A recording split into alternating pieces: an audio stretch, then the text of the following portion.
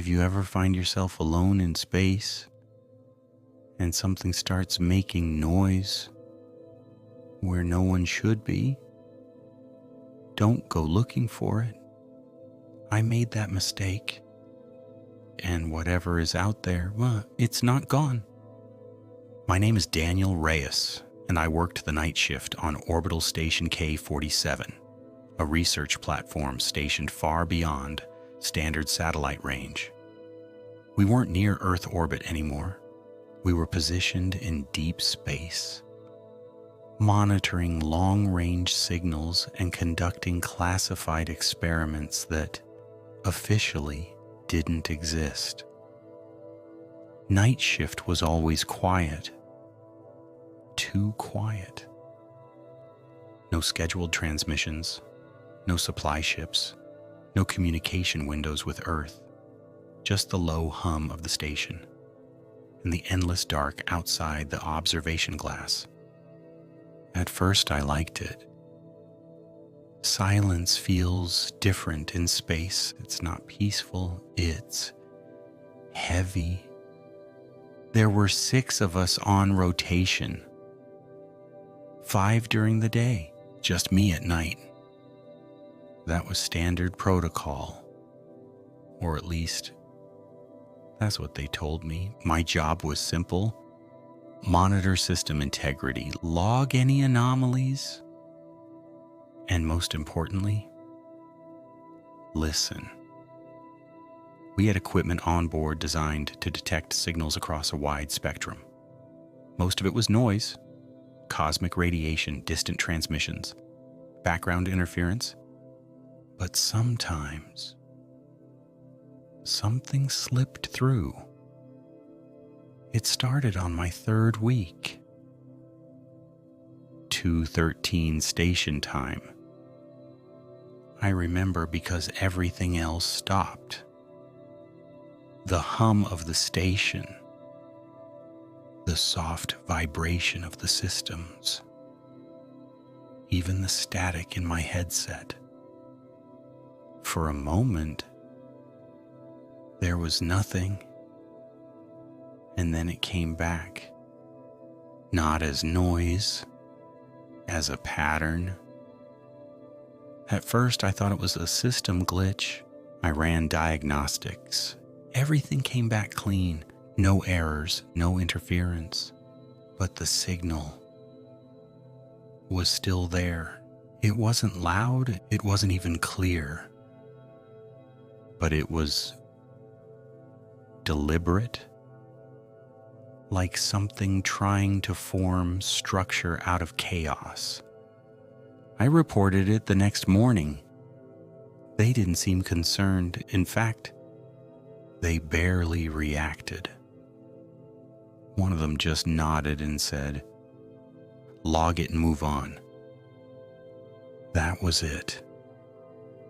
But that night, it came back stronger.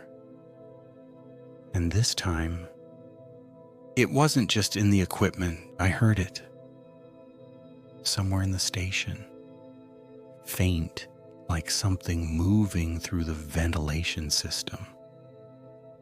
I checked the cameras. Every corridor was empty, every door sealed, every system normal, except one thing. Section D, crew quarters. The lights were on, but according to the system, no one was inside. I told myself it was nothing. A glitch, a delay in the system, something explainable. But I still went to check. The corridor leading to Section D felt wrong. The air was colder, still. The kind of stillness that makes you aware of every breath you take. I remember reaching the door. I remember placing my hand on the panel, and I remember hesitating because I could hear something inside. not voices, not footsteps, something else. A kind of movement, slow, dragging. I opened the door and there was nothing there. Beds, untouched. Personal items exactly where they should be. No signs of struggle, no signs of anything. But the sound didn't stop. It was behind me and I turned. And the corridor was empty. Completely empty. That was the moment I realized something was wrong. The next morning I reported everything. The signal, the sound, the empty quarters. This time, they didn't ignore me. They shut down the room, restricted access, locked the logs, and then one of them asked me something strange. Did it react to you? I didn't know how to answer that because I wasn't sure. But I think it did. That night, the signal changed again. It wasn't subtle anymore, it was stronger, clearer, closer, and it wasn't random, it was repeating something. Not words, not exactly, but patterns, intervals, almost like breathing. That's when the station started acting differently. Doors opening without commands, lights flickering in sequence, systems resetting without cause, and the cameras started lagging, freezing, skipping frames. At first it looked like technical issues, but then I noticed something. Every time a frame skipped, something was different, not missing, moved. Objects weren't where they were supposed to be. Doors slightly more open, lights slightly dimmer, and sometimes shadows where there shouldn't be shadows. I tried contacting the crew. No response, not over comms, not in person. One by one. They stopped answering until it was just me.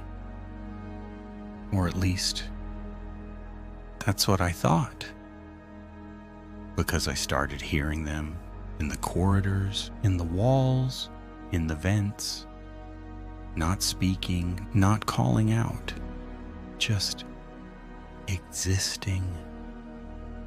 Like something was wearing their presence, imitating them, but not understanding how.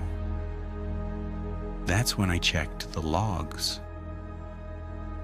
All crew activity had stopped hours ago, but the station still registered movement. Multiple locations at the same time. That's when I understood. They weren't gone, not completely. Something had taken their place.